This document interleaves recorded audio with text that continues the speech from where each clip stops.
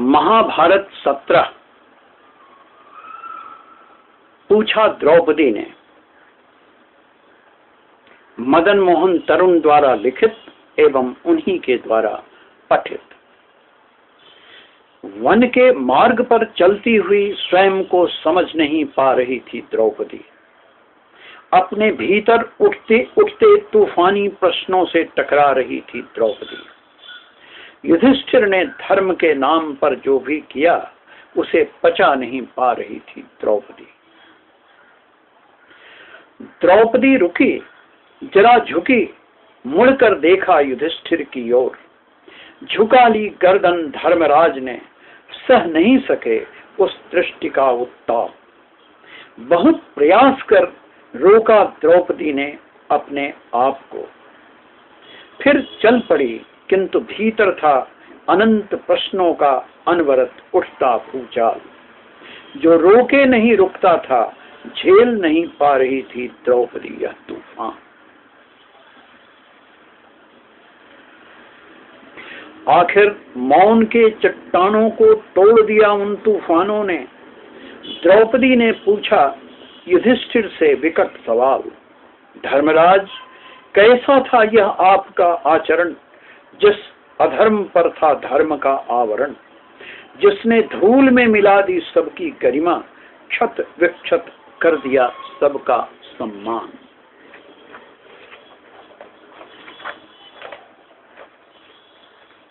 एक बार नहीं, दूसरी बार भी जुआ खेलने का किया आमंत्रण स्वीकार, जानते हुए भी कि फिर से सुनिश्चित है आपकी हार। यह धर्म था या था आपका अविवेक, किसने कर दिया आपको इतना लाचार। यदि यह धर्म था तो धिक्कार है इस धर्म को, जो हीनतर था अधर्म से भी, जिसने एक दुराग्रही अनाचारी के सामने कर दिया पदमर्दित सबका सम्मान। धर्मराज हैं आप, महाराज हैं आप, क्या यही प्रेरणा लेगा आपके आचरण से समाज।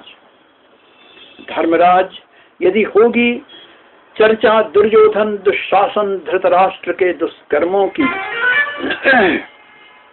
तो आप भी नहीं बचेंगे आक्षेपों से, आप पर भी लगेगा उतना ही पाप। गूंगी का जीवन जी रही कुंती विदुर के घर जैसे कोई हो अनाथ, मेरा अस्तित्व जैसे मिल गया मिट्टी में, चूर्ण विचूर्ण हो गया आपके यशस्वी भाइयों का सम्मान। यह कैसा आपका धर्म है महाराज। कभी इस सीमा तक असमंजस में नहीं पड़े थे धर्मराज युधिष्ठिर, किंतु आज वे थे स्वयं विचलित, आश्वस्त नहीं थे पूर्णतः जो किया था वह उचित था या अनुचित। रक्त की आंधियां चल रही थी उनके भीतर भी, धर्म और अधर्म गड्ढमड्ढ हो गए थे एक दूसरे से उलझकर। जूझ रहे थे वे खुद अपने आप से। द्रौपदी के प्रश्न पर कुछ बोल नहीं पाए धर्म प्रवर। चलती रही देर तक द्रौपदी, परंतु फिर बोल पड़ी बिफर कर। धिक्कार है उस धर्म को जो छीन लेता है क्षत्रिय का क्षात्र तेज, जो वंचित कर देता है अग्नि को उसकी ज्वलनशीलता से, वायु को उसकी गति से, सिंह को उसके गर्जन से, जो धूर्तों की तेजस्विता बढ़ाता है, जो आतताई अनाचारी का बल बन जाता है। ऐसा धर्म जो कर देता है भीम और अर्जुन जैसे अतुलनीय तेजस्वियों को तेज विहीन। अब तक चुप थे, किंतु अब बोले महाराज युधिष्ठिर धीरे धीरे। उनके शब्द बाहर आए जैसे पाताल के किसी गहन छिद्र से हवा आए। अपराधी हूं मैं तुम्हारा प्रिया द्रौपदी, दंड का भागी हूं मैं तुम्हारा प्रिया द्रौपदी। अधर्म था जुए में किसी आत्मवान को वस्तु की तरह हारना। अधर्म था किसी के आत्म गौरव को इस प्रकार चूर्ण विचूर्ण करना। नहीं होता किसी का अधिकार किसी की व्यक्तिगत सत्ता पर।